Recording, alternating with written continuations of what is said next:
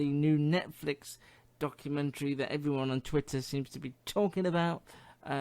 Myself, very much part of that conversation.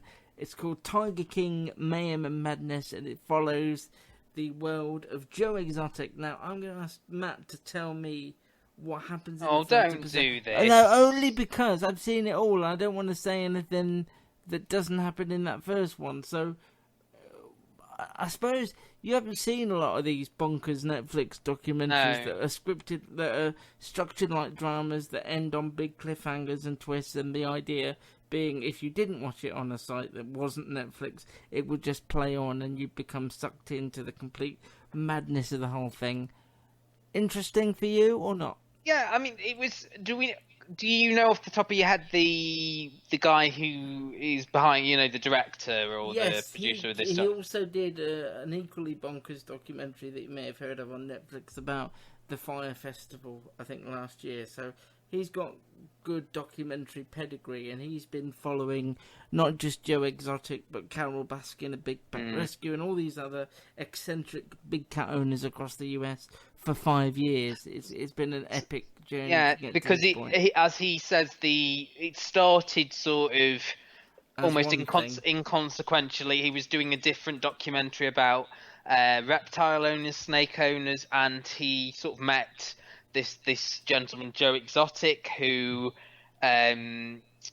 he's sort of a wild cat owner or breeder or owns a zoo. What would you call him? It's everything you said, really. It's okay. It's not a zoo like Whipsnade. It's like a roadside zoo where it's like privately owned. He owns all the cats. He breeds them in his house and lives with them and goes in with them and allows people to pet the cubs and all that sort of thing, which is quite common in that part of America. Focuses on his feud with Carol Baskin, who is a protester campaigner about sort of. She also runs a place called Big, which claims to be the antithesis of his, but as it goes on, you sort of see that there's. He's also similarities. That is brought up in the first episode that.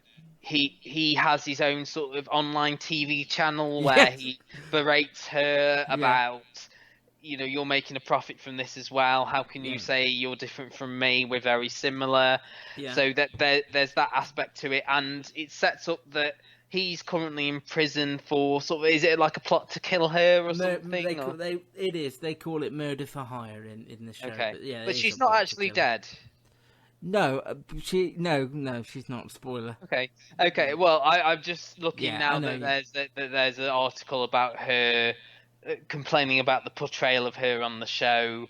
I don't think mainly anyone really comes off well. No, people have been doing polls like who's the winner. Nobody is. Nobody and then there's this other guy who's very similar to Joe. He does very similar things to Joe Exotic, but he's a much more. Doc, what? Sorry, Antler. Doc Antle. He thinks he's like a godlike figure, doesn't he? Who, he's the one who provides a lot of animals for films like Ace Ventura and did a lot of the late night talk shows. Yeah. And he's very savvy on camera. He knows when he's on camera and behaves in a certain way, whereas Joe Exotic is this flamboyant homosexual, got three husbands, and if they ever did a film of this, then he would be played by David Spade or Sean William Scott. Just putting him out there. And as you say, yes, he has met like some of his husbands through. He used to run talks about not doing drugs. Yeah, because he'd lose a partner through drug. No, he lost his brother. He lost his brother, that's it. And he's got a tattoo of his brother on his arm. And he did talks about not doing... And he said, they didn't listen to me, so I started bringing pets. And they still didn't listen to me, so I started doing magic. I love that. I love the fact that he did magic to get the word across. But he learned magic from a 12-year-old boy. So it's all very, And I was going to ask you, actually, as someone who lived in the States for a number of years, is this... something you saw all these sort of... Because it seemed to be quite an ordinary thing, all these Americans owning these big cats and things like that. Yeah, it's not a thing... when I was in California, it's not a thing. It's not a thing in California or New York or anywhere like that. The more conservative places. But when you go to Florida and Oklahoma and Alabama and Texas and all, yes, there are more big cats in private homes than there are in the wild at the moment. Yeah, they did mention that. I mean, the only thing... So, yeah, I saw it commonplace. That this put me in mind of was Grizzly Man. I don't know if you've ever seen that. I've never seen that, documentary but I know. by Werner Herzog. This, though, obviously is focusing more on this plot. That the end of the first episode is the call from the prison where Joe currently is, saying that I never did what they said I did. I mean, they haven't set up what that was yet, but they did set up that there was some level of plot, and that's why he's in prison. So that's sort of where we are at the end of episode 1. End of episode 1. There are 7 in total. It goes, as all of these Netflix documentaries do, it goes completely bonkers, and my family and I have just raced through them and now feel a bit bereft because there's nothing even close to them to watch again. But it's I don't know whether you'll continue watching or not, but it is really bonkers and really brilliant. I think the one thing this has as well, I suppose, is the fact that when I asked you, do you know who this guy is, I was asking for his name, really. Sorry, yeah, I do know his name. His name is... Hang on, I wrote it in my article, so if I go to that... is that he has been following these people and for the last 5 years, it's one of those documentaries that starts something. Eric Good with an E on the end of Good. It starts as something, then becomes something else. There's another documentary like that, which for the life of me I can't remember off the top of my head. But there is another film documentary where or maybe it was a TV documentary where I was doing something and then it became something else. Yeah, I don't know. I just found it pretty incredible and really enjoyable because he is such a fascinating person. He's lived like 30 lives, and I just, he's a country singer. He's this flamboyant dresser. He's got loads of husbands, and I mean, you could get like 50 series out of just white trash, isn't he? Really, yes, very white really, trash. Yeah, I mean, it's really run down his quote unquote sanctuary, and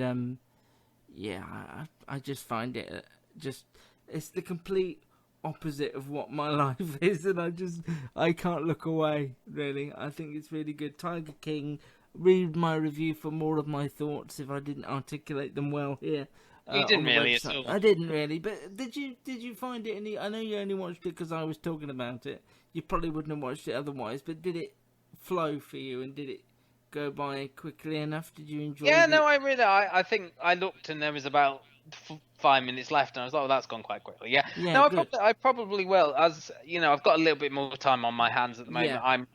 I've been working from home since Wednesday, so I'm not doing the commute at the moment, so it's cutting out some time of my day. I am trying to get this sort of daily allotted exercise, probably before that gets taken away from us in a week or so now. But I'm glad we're here to spread cheer and joy to us all. Sunshine.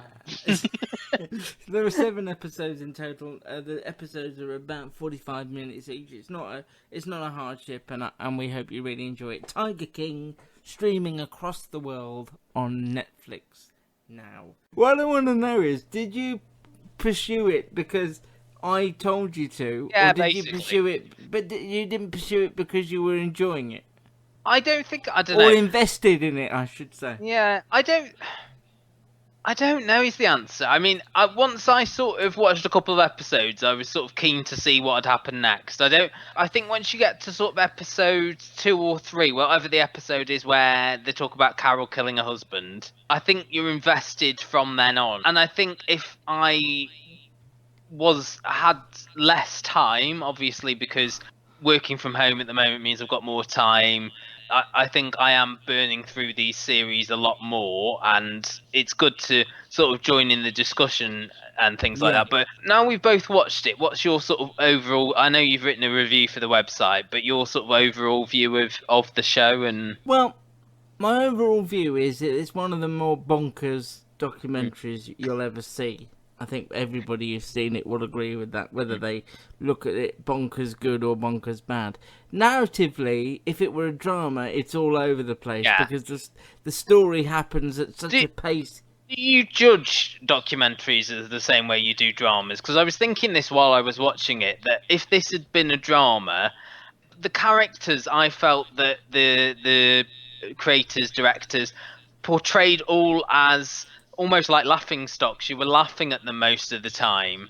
I think you got a bit of sympathy for Joe towards the end when he was arrested, but I don't think the characters were ever felt fully formed, and as you say, the story was a little bit all over the place. I think that was just the nature of the story, and the fact that the directors were never in charge, really. They were just following whatever happened, and these people live in such a convoluted, strange, larger-than-life world that nobody else could ever infiltrate, that they just had to point the camera. But they can edit it all together in a way that they feel fit. Well, and that's the way I feel like they did do that. I feel like these Netflix documentaries, they're very good at taking you down one path and then twisting things up and finding something you didn't know. So the revelation about his extra husbands and extra wives, and then all the thing with Doc Antle being like this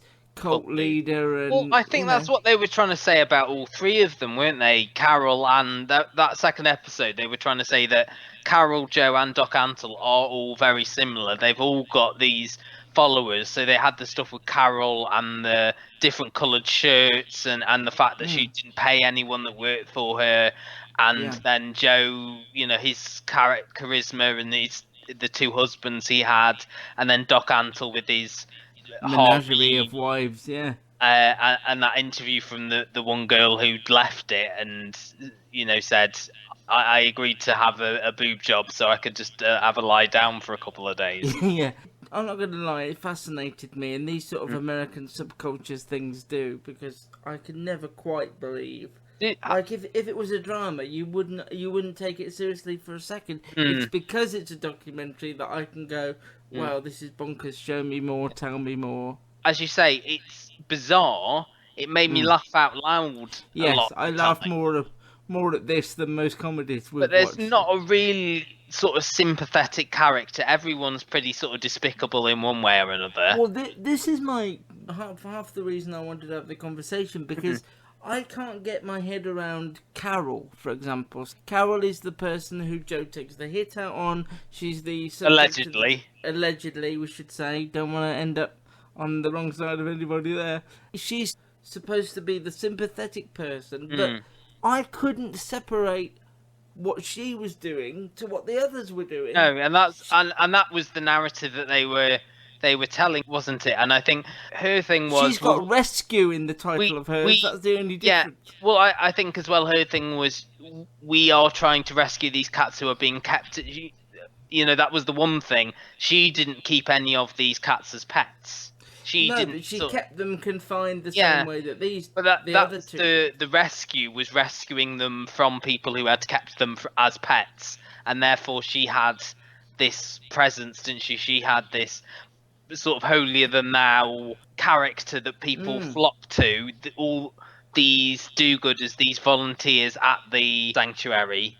It was Joe that, it was his story that they were telling. All the presidential run stuff was so brilliant as well. I mean, I could have watched the whole series on that. Because had you watched the Louis Theroux thing? I had many years prior, I had a little look at that this morning, and he's very sort of neutered there, isn't he, really, Joe? Yes, but very. I suppose that's about back. 10 years ago almost now. Yeah, 2011 that was, so yeah.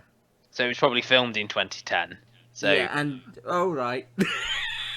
No, because it was on in autumn 2011, so it could have been early 2011. Okay. I suppose the two things that are sort of captivating people and people are talking about are, did Joe want that hit out on Carol, or was it... Was he thrown under the bus? Yeah. Also, the thing with Carol, that third episode where it's all about Carol's... I think it's her second husband, isn't it? Yeah. I think she said she was in an abusive relationship. Yeah. that suspicion that you've got early on about Carol clouds her being that sympathetic figure, and them using all the money that she's got primarily from her husband that disappeared. Let's say that's the story, allowed her to ruin Joe basically and have that massive court case. But then, like you say, I did find myself, against my better judgment, sort of empathising with him a little bit. He's a complete idiot and a complete narcissist and show-off and everything I don't like in a person. But he was done over by... He was a fool guy, wasn't he? Was it... What was the name of that other guy? I want to say Jeff, but it's not Jeff. Jeff Lowe. It is Jeff. Yeah. He was sort of done over by him, brought down by Carol. Carol stole everything from him. But he bought into his own hype, really, didn't he, Joe, as the years went on? And I think in those final episodes when he leaves the zoo and him and his new husband are... I think when his husband kills himself, that was quite a shocking... Yeah. See, and then he remarries, moves away. I think that sympathy starts to grow, but then he's arrested and the trial goes on. I think there you want him to get off, but you know he's gonna be found guilty. So and it's just revelation after revelation, like you say, the husband killing himself and him remarrying almost immediately. The presidential run, did she feed her husband to the tigers or not? Is that guy that he came in to help him a con man? And the fact the guy that they said he'd hired to do the hit, the friend of Jeff's, did he remind you of Creed from The Office, or was it just me? Yes, he did. He was very... Apparently, I didn't make it up there to do it. Apparently, I passed out. Yes, perfect. That's sort of a taller, slightly younger Creed. That's who will play him in the movie version if they ever do. They are doing. Well, one of my friends has said to me they're doing a series. Apparently so. Kate McKinnon as Carol. Yes, I can't find much out about it apart from that. And where it's going to be, but I think this has jumped the gun. So because anyone could play Joe, really, if they just probably end up being Michael Sheen. Chris Tarrant and Joe Exotic. Normally it's Michael Sheen. Normally is. The Tiger King, we kind of spoiled it. It's all on there on Netflix. If you've heard all the hype, I think it's worth it. What it is actually is a good distraction for what's going on at the moment. Yeah, they timed that well, didn't they? A couple of sort of final notes. It ends, doesn't it, with Joe reporting loads of stuff to Peter, and they mention in his closing subtitle that Doc Antle was raided by Peter. Do you think there's enough sort of follow-up maybe to do a second run? The thing is, though, unless you're going to have those same continuing hooks, then I don't think it'll be that much of a compelling documentary. I was convinced that they would tell us something else that had happened with Joe, because there were so many people saying, why wasn't he subpoenaed? Even the local news stations were, he was part of it, definitely. Look at all these people he screwed over now. That another bit of casting, the strip club owner guy is definitely Ethan Suplee if they... Tell you what it reminded me of, the trailer trash characters and the to-camera interviews, perspectives on things that they're talking about, really reminded me of I, Tonya. It's got that sort of... people saying that never happened. It's one day, because that's the premise of it, isn't it? How much did Tonya know? And I just think as well the fact that all of his staff testified against him, and even like that guy that was filming the reality show, did he burn his own material? Did Joe? There's so many unanswered questions in there. Did the woman with the amputated hand? I don't think she testified against him, did she? No, she was harmless. And they never asked the guy with the legs, without the legs. No, he was quite perturbed by that, wasn't he? Why didn't they speak to me? It was very one-sided. It was the ex-husband and one of the other keepers with the blonde hair. They were the only two people that they mentioned that testified against him. But apparently, Carol's come out and said you don't want to believe a word of it. That Doc Antle's come out and said you don't want to believe a word of it. The old toothless husband just said, I've got bridge work done that they made me take out to make me look like a yokel. I don't know how true any of this is, but it's all come out. And I wouldn't be surprised if one of them puts out a rival documentary to it. You would say that if you were portrayed in that way. Absolutely, you would. Yeah. They do embellish things like that, don't they? That's the thing with documentaries. They still want to tell a story and want to present characters in a certain way. But I think with characters like Carol and Doc Antle, you don't really need to do that much more, really. And I think they probably are just upset that they were presented. I mean, Carol, she's sort of the queen of passive aggression, really, isn't she? Yes, exactly. That's why I could never warm to her, even though she's supposed to be this quote-unquote victim. I was never on her side. I always thought she's out to get whatever she can get. And I know they had her ex-husband's wife on there saying exactly the same thing, but I was more believed her side. Those old women on the sofa, that was very I, Tonya. But I'm glad you watched it, and like you said, you probably wouldn't have done because it was a time thing.